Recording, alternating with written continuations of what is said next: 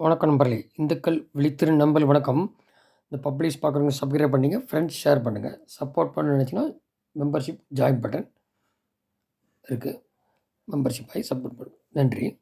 இப்போ பார்த்தீங்கன்னா, இந்த 10,00,000 கோடி குடுத்துருக்கு அப்படின்னு சொல்லிட்டு இருக்காரு இல்லையா அண்ணாமலை. இவங்க ஒண்ணும் வரலன்னு சொல்லிட்டு இருந்தாங்க. இப்போ இந்த உதயநிதி வாய திறந்து டிஆர் பாலு என்னங்கிறாரு, "நீ உளறி கொட்டக்கூடாது. மோடி எதிர்த்து பேசக்கூடாதுன்னு" ஒரு பக்கம் சொல்றாரு.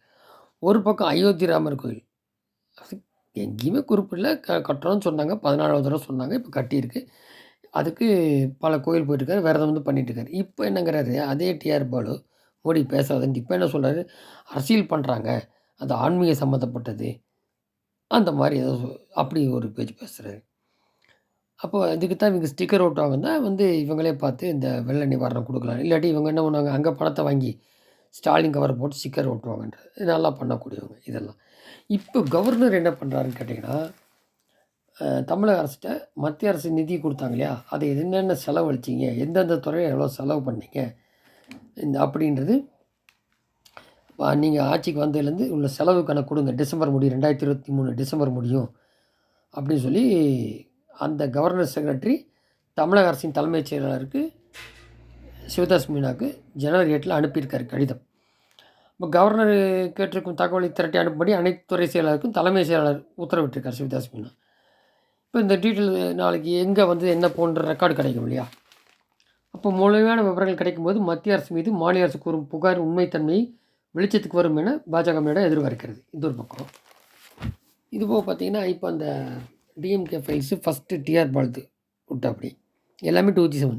அப்புறம் ராஜாவே பேசிட்டாப்படி. நான் இது மாரி பேசிட்டேன். என்னைய இந்த டஃப் கேள்விலாம் கேட்காம இந்த மாரி கேட்பாங்க அப்படி. ஓகே சார்ங்கிற ஜாஃபர் சீட். முதல்ல முன்னாள் உளவுத்துறையில இருந்தவரு. இன்னைக்கு வந்திருக்கு கருணாநிதி கூட இருந்த சண்முகநாதன்ற ஒரு நபர்ட்ட அதே ஜாஃபர் சீட் போலீஸ் உலகத்துலேருந்து பேசுகிறாரு. இந்த மாதிரி 60 கோடி அந்த 200 கலைஞருக்கு 2G இதில் கலைஞருக்கு எங்கெங்கேயோ சுற்றி 4 கம்பெனி மாதிரி 200 கோடி கலைஞர் டிவிக்கு வந்ததுன்னாங்க.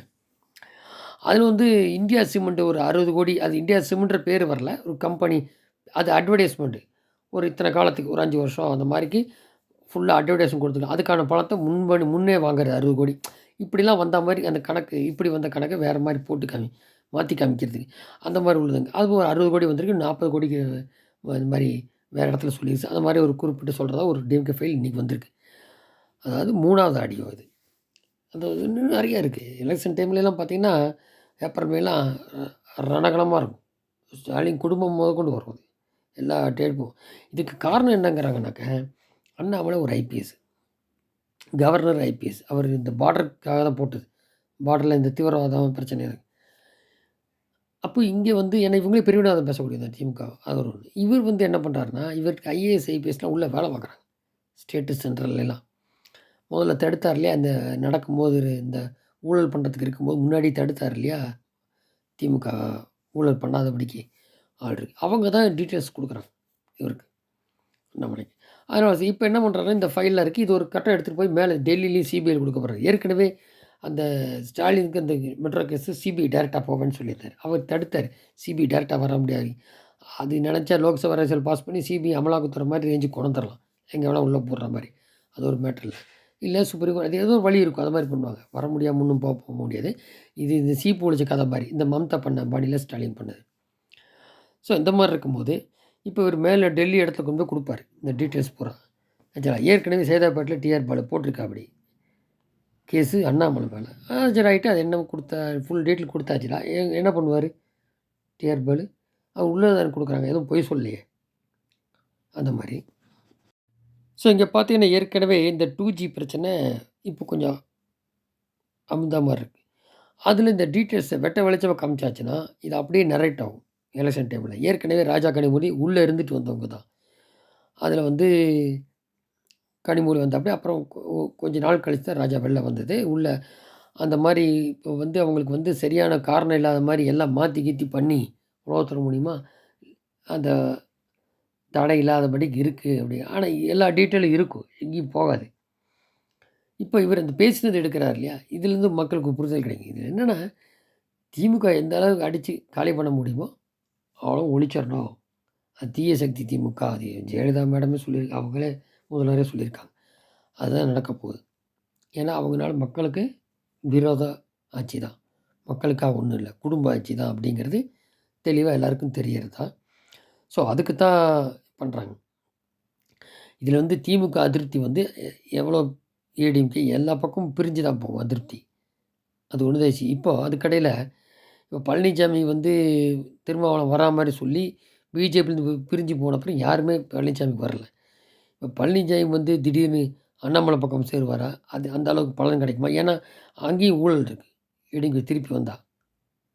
அது அண்ணாமலை சேர்ப்பாரா? இதெல்லாம் கொஸ்டின் மார்க் ஒரு பக்கம். ஏன்னா இப்போ அவருக்கு இப்போ இங்கேக்கு தான் கூட்டணி வரும். ஏன்னா பழனிசாமி காட்டிலும் பழனிசாமிகிட்ட ரெட்டாலை இருந்தாலும் அப்படி ஒன்றும் அதில் பெரிய பெர்சன்டேஜ் வந்து லீட் எடுக்க முடியாதுன்னு செஃபாலஜிஸ்ட் சொல்கிறாங்க. இப்போ அண்ணாமலை சொல்கிற மாதிரி 8,400,000 கோடி கடன் ஆகி போச்சு. ஒரு பலவீனமான அரசு. ஒன்றும் லாயக்கு இல்லை, மக்களுக்கு ஒன்றும் செய்யலை, மக்கள் விரோதம் தான். அட தண்ணி வந்து தத்தளிக்கிறான், இறந்து போகிறான், அனிமல்ஸ்லேருந்து மனுஷன்லேருந்து இதாகும்போது இவர் பாட்டு கூட்டணி பேச போயிட்டார் கூச்சம் இல்லாமல், இல்லையா? இப்போ வந்து உதயநிதி ஆக்கணும்னு சொல்லும்போது அங்கே லாபி பண்ணி அதிகாரிகள் வேண்டான்றாங்க. ஏன்னா அவங்களுக்கு வசதி ஸ்டாலின் இருந்தால் தான் பயவரதை காட்டலாம் அப்படிங்கிற மாதிரி பல விதத்தை ஒரு மாதிரி சொல்லுவாங்க.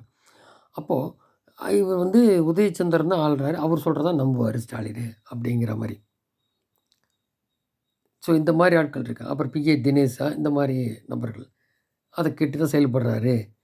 ஸோ அதனால் வேணால் உடனே 2 நாள் வீட்டை விட்டு வெளில வரல, கோவப்பட்ட மாதிரி இருந்துட்டு அப்புறம் எங்கேயும் ஜல்லிக்கட்டுக்கு போய் கலந்துக்கிறேன் அப்படி உதயநிதி இப்படி சொல்கிறாங்க.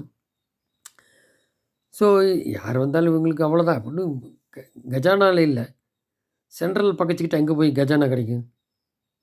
அதுக்கு அவங்களே செஞ்சுட்டு போயிடுவாங்க. நம்மளை சொன்ன மாதிரி நீங்கள் எதுக்கு ஸ்டிக்கர் ஓட்டுறதுக்கு, நாங்களே பண்ணிட்டு போவோம் மேட்சில் அப்படிங்கிறாரு.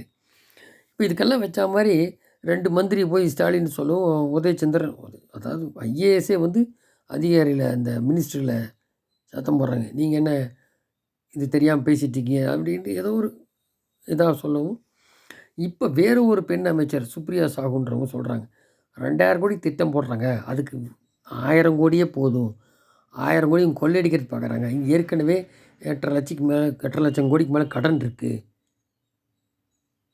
அப்படின்னு சொல்லி சொல்கிறாங்க. ஸோ இவங்க இனிமேல் ஆட்சிக்கு வர முடியாது, முடிஞ்ச அளவு சுற்றிட்டு போயிடலாம் அப்படிங்கிறதுல தெளிவாக தெரியுது, வெட்ட வெளிச்சமாக. அதுதான் அந்த சீனியர் ஐஏஎஸ் குறிப்பிட்றாங்க பெண் அதிகாரி. இப்படியே போனால் பலவீனம் ஆயிரும். இப்போ அப்படித்தான் இருக்குது. இதில் வந்து சென்ட்ரல்கிட்ட சண்டை போட்டுட்ருக்கிறது. அப்புறம் அவங்க வெக்ஸ் ஆகி போயிடுவாங்க தர்றதில்லை. தந்துட்டுருக்கும்போது தரதில்லைன்னா இங்கே கடன் வாங்கி வச்சுட்டு ஊருக்கு முன்னாடி 2 திராவிடமும் மக்களுக்கு இந்த பொருள் தரேன் அது தரேன்ட்டு ஆக்கப்பூர்வமாக ஒன்றும் செய்யலை 10-20 வருஷமாக. அதோட வேணால் தான் இதெல்லாம் இப்போ வருது. அதான் அவங்க சொல்கிறாங்க, இன்னும் மோசமாக தான் போகும் நிலம். இதில் வேறு இங்கே லட்சணம் தெரியாமல் எதிர்க்கிறது. அதுக்குள்ள இன்னொரு விஷயம் இருக்குது இதில். இப்போ மோடி வந்து நாளைக்கு 19ஆம் இங்கே வர்றாரு, இந்த கேள் விளையாட்டு உதயநிதி கூப்பிட்டு. அதுக்கப்புறம் அவர் கவர்னர் மாளிகை தங்கினார்னா 22ஆம் ராமர் இது நடக்குது. இவர் என்ன பண்ணுவார்னா கவர்னர் தங்கிட்டு ஸ்ரீரங்கமும் ராமேஸ்வரம் போகிறார். 21 இங்கேருந்து கிளம்பி போனார்னா அங்கே எல்லாம் தீர்த்தம் கொண்டு அதெல்லாம் எடுத்துகிட்டு போகிறாரு. 22 ராமர் கோயில் ஓப்பனிங் சொல்லுவோம் இல்லையா, ராமேஸ்வரம் இந்த காசி ராமேஸ்வரம் போல் அது தான் பண்ணுறாரு. இப்போ ஏற்கனவே இங்கே வந்துட்டு போனார். இப்போ வந்துட்டு போன 1ஆம் வருஷம் முதல்ல இங்கே வந்தார். இப்போது 22 ராமர் திறக்கிறதுக்கு முன்னாடி 21 இங்கே வர்றாரு. கவர்னர் தங்கியிருந்தாருன்னா அது கவர்னரு அண்ணாமலை எல்லார்ட்டையும் டிஸ்கஸ் பண்ணுவார். அதுக்கப்புறம் பார்த்தீங்கன்னா அந்த ஆட்சிக்கு மந்திரிகள் உள்ளே போகும்போது என்ன நிலைமை ஆகும்னு தெரியாது. மோடி வந்துட்டு போன அப்புறம் தான் தெரியும் எப்படிங்கிறது. உங்களுக்கு உதாரணம் வேணால் மாலத்தீவு ஏற்கனவே குறிப்பிட்டிருக்கோம். சும்மா ஒரு போய் ஃபோட்டோ ஷூட் எடுத்தினா அவன் அலறி அடிச்சுட்டு சைனா கிட்ட ஓடுறான். அதுதான் இவங்க ஊழல். இதெல்லாமே வந்து ஐஏஎஸ் ஐபிஎஸ் சப்போர்ட் பண்ணுறது இல்லாமல் அமித்ஷா மோடி கண்காணிப்பு அவங்க கண்ணாசையோட தான் எல்லாம் நடக்குது. ப்ளஸ் ஐபிஎஸ் சப்போர்ட் இருக்கு அண்ணாமலை. ஸோ வருங்காலத்தில் இது எப்படி மாறுது, என்ன மாதிரி ஆட்சி மாற்றம் மூல் கட்சி என்ன நிலைமையில் இருக்க போகுது திமுக அது. ஏன்னா அவங்க குறி வச்சுட்டாங்க லுக் சவுத் பாலிசியில். தமிழ்நாடை குறி வச்சாச்சு. இப்போ கூட கேரளாவில் போனார் இல்லையா, அதுதான். எப்படி நார்த் ஈஸ்ட்டில் குறி வச்சு ஃபுல்லாக அப்படியே இன்றைக்கி எல்லா இடத்துலையும் அந்த குட்டி குட்டி ஸ்டேட்டாக எல்லாத்துலேயும் பிஜேபி இருக்கு இல்லையா, கூட்டணியோ இல்லை தனி திரிபுராவில் கம்யூனிஸ்ட் இன்றைக்கி பிஜேபி தான் ஆளுது, அஸ்ஸாம் பிஜேபி தான். அந்த மாதிரி லுக் சவுத் பாலிசியில் வரும்போது நாளைக்கு ஃபஸ்ட்டு தமிழகம் மாறலாம், ஆந்திரா மாறலாம், அப்படியே வரலாம். கர்நாடகா ஏற்கனவே இருந்தது தான், அதை பற்றி ஒன்றும் இல்லை. ஸோ லுக் சவுத் பாலிசியில் தமிழகம் குறி வைக்கிறாங்க. ஸோ மற்றதை காட்டிலும் இவங்களுக்கு இது கஷ்டம் மாதிரி தெரியும், ஆனால் ஒன்றுமே இல்லை. 2 திராவிடம், ஒரு திராவிடம் முடிஞ்ச மாதிரி தான் ஏடிஎம்கே, திமுக அது முடியும் போது தெரியும்.